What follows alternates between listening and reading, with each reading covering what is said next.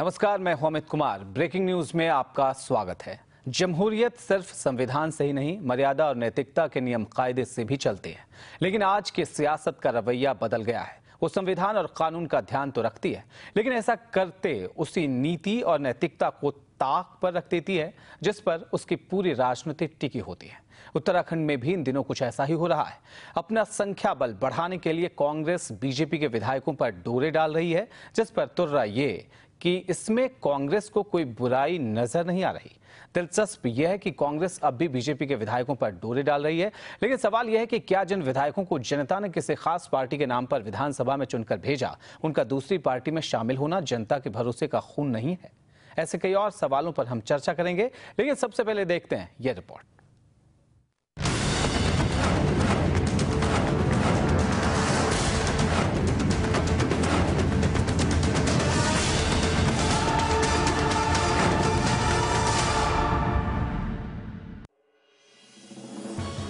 उत्तराखंड के वरिष्ठ बीजेपी नेताओं के बीच बैठे ये हैं अब तक लापता घनसाली से बीजेपी विधायक भीमलाल आर्या।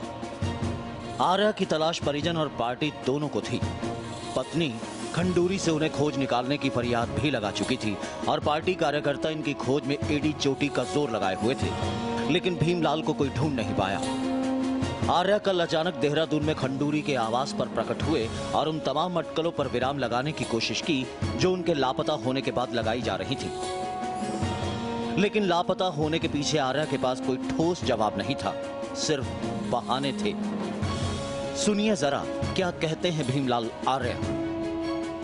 बहाना नंबर 1। और उसके दिल में दिमाग और दिल में जो है ये डर महसूस हो गया कि मेरे पति को उठा के ले गया और मार देगा। बहाना नंबर 2। तो जनता को अटपटा लगा कि कहे भीमलाल आर्य जो है 2 महीने से फोन क्यों नहीं, 2 दिन से फोन क्यों नहीं उठा रहा है। तो ये सब बातें हो सकती है। इसका अर्थ ये नहीं है कि भारतीय जनता पार्टी के साथ भीमलाल ने धोखा कर।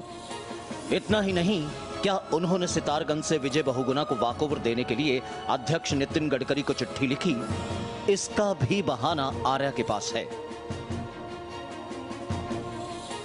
बहाना नंबर 3। उसने कहा भीमलाल जी एक साइन करके मैं ये समस्या लिख रहा हूँ भैया, चिट्ठी साइन करके। यानी बकौल आर्या वो पारिवारिक वजहों से किसी के संपर्क में नहीं थे और ना ही उन्होंने गडकरी को चिट्ठी लिखी।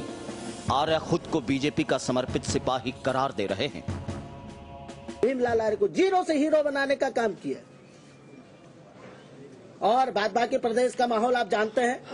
इस प्रकार की किरण मंडल जी की खरीद फरोख्त हुई, लेकिन भीमलाल आर्य को चाहे वो प्रदेश के माननीय मुख्यमंत्री हो, कोई भी भीमलाल को आलू प्याज के हिसाब से खरीदा नहीं जा सकता। भीमलाल वाले बिकने वालों में से नहीं है। इस बात को सम्मानित मीडिया बहुत अच्छे ढंग से समझ ले। भीमलाल बिकेगा नहीं। भीमलाल आर्या क्यों गायब हुए? इतने दिनों कहां रहे? इस बीच किसी से संपर्क क्यों नहीं किया? इन सवालों के जवाब के बदले आर्या के पास सिर्फ बहाने हैं। अब बात करते हैं किरण मंडल की। जी हां, सितारगंज से वही बीजेपी विधायक जिन्होंने मुख्यमंत्री बहुगुणा के लिए सीट छोड़ी थी। उस वक्त वो भी कुछ दिनों के लिए गायब हो गए थे, लेकिन जब लौटे तो कांग्रेस के पाले में जाने का ऐलान कर दिया। कांग्रेस से जब इस पर सवाल पूछा गया तो उसने टीपीएस रावत का हवाला देकर अपना पल्ला ही झाड़ लिया। तमाम राजनेता इस वक्त सिर्फ आरोप प्रत्यारोप करने में जुटे हैं। भारतीय जनता पार्टी निश्चित रूप से अस्थिरता पैदा करने की कोशिश कर रही, लेकिन वो सफल नहीं होंगे। कांग्रेस में कांग्रेस परिवार भी है, बड़ा परिवार है, कई बार हमारे मतभेद भी होते हैं। मेरा स्पष्ट कहना है कि सरकार पूरे 5 साल का कार्यकाल पूरा करेगी। कोई इसमें कहीं पर किसी प्रकार का गतिरोध नहीं है। उत्तराखंड में जनता एक तरफ विकास की आस लगाए बैठी है, लेकिन राजनेताओं को तो सियासत करने से ही फुर्सत नहीं। अनैतिकता भरी इस राजनीति से नुकसान तो केवल राज्य का ही हो रहा है, जहां पर नेता विकास के वादे भूलकर कुर्सी पाने में लगे हैं। ब्यूरो रिपोर्ट, महुआ न्यूज 9।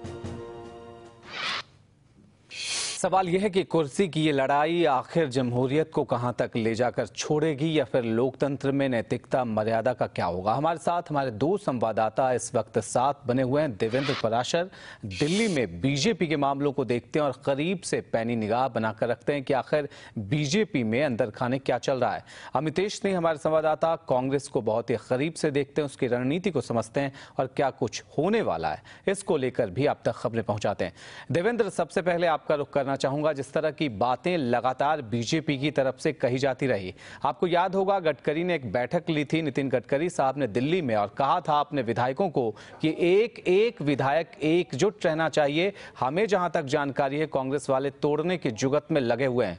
लगता है कि उनकी जो ये ताकीद थी, ये निर्देश था, वो पूरी तरह बीजेपी पे बेअसर रहा है, या कहें कि बीजेपी इसको लेकर सजग है। आपको क्या लगता है? देखिए, बीजेपी की आशंका की बात करें, बीजेपी के राष्ट्रीय अध्यक्ष नितिन गडकरी की आशंका की बात करें तो वो बैठक तकरीबन 15 दिन पहले वो बैठक हुई थी और देर रात 3-4 घंटे तक वो बैठक चली थी। और उत्तराखंड में बीजेपी के जो भी प्रमुख नेता हैं उन सबको नितिन गडकरी ने बुलाया था और उन्होंने एक तरह से सख्त निर्देश दिया गया था उन सारे नेताओं को कि फिलहाल सरकार बनाने की संभावनाओं पर अभी आप विचार ना करें, आपसी गुटबाजी को खत्म करें, क्योंकि गडकरी का ऐसा मानना था कि विधायकों में जो टूट की आशंका दिख रही है वो आपसी गुटबाजी के चलते ज्यादा दिख रही है। और उसमें यह निर्देश दिया गया था कि आप सब आपसी गुटबाजी को खत्म करके विधायकों को फिलहाल एक साथ अपने पास रखें। जाहिर तौर पे बीजेपी आलाकमान को ऐसे संकेत मिले थे और ऐसी सूचनाएं मिली थी उनके हिसाब से कि बहुत कम से कम 4 से 5 विधायक ऐसे हैं जो पाला बदलने का खेल खेल सकते हैं। और गडकरी के तमाम निर्देशों के बावजूद ऐसा लग रहा है कि बीजेपी अपने विधायकों को संभालने में सफल नहीं हो पा रही है। और जिस तरह से एक विधायक ने पाला बदला, दूसरा करीब पाला बदल चुका है, क्योंकि अभी भीमलाल आर्या की चाहे आप जो भी बात सुने अब, लेकिन ठीक जिस दिन वो अवतरित हुए उससे एक दिन पहले बीजेपी के एक तो 4-5 दिन तक वो गायब रहे। उसके बाद बीजेपी के राष्ट्रीय अध्यक्ष नितिन गडकरी को उन्होंने एक चिट्ठी लिखी थी जिसमें ये कहा था कि सितारगंज में बीजेपी को अपना कोई भी कैंडिडेट बहुगुणा के खिलाफ नहीं देना चाहिए, बहुगुणा का समर्थन करना चाहिए। उस एक चिट्ठी से आप अंदाजा लगा सकते हैं कि भीमलाल किस हद तक और कहां तक पहुंच गए थे। तो जाहिर तौर पे बीजेपी के लिए जो परेशानी गडकरी को दिख रही है वो परेशानी एक तरह से फलीभूत होती दिख रही है। और पार्टी को यह भी अंदेशा है कि जो फिलहाल टूट हुई है आगे और ज्यादा बढ़ सकती है, और ये बीजेपी आलाकमान के लिए सबसे बड़ी चिंता की बात है। बिल्कुल देवेंद्र, हमारे साथ अमितेश से बने हुए हैं।